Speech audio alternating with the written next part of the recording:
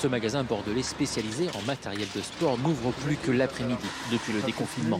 Une partie de ses 30 employés sont encore au chômage partiel car l'activité tourne au ralenti. La fréquentation a un petit peu baissé, hein, c'est évident.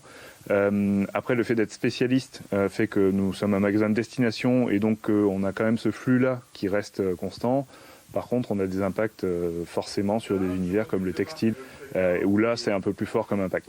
La rue Sainte-Catherine, habituellement noire de monde à cette époque de l'année, a vu elle aussi sa fréquentation baisser de près de 50%. On ne vient plus flâner dans les magasins pour le plaisir. Il faut se mettre du gel antibactérien à chaque magasin, faire la queue par exemple s'il y a trop de monde dans la boutique. On n'a pas envie de traîner dans les magasins ou de faire des achats, on va dire, compulsifs, quoi. C'est-à-dire qu'on va à l'essentiel en fait. Si on a besoin de quelque chose, on y va et puis voilà, quoi. Les touristes, eux aussi, manquent à l'appel. Si on parle que du touriste international, c'est 20% de notre chiffre d'affaires. Si on parle du touriste national et international, c'est 45% de notre chiffre d'affaires à cette époque de l'année. Un accord entre les bailleurs et les commerçants va permettre un report d'au moins 3 mois du paiement des loyers. Mais certains commerces pourraient malgré tout ne pas résister à cette crise.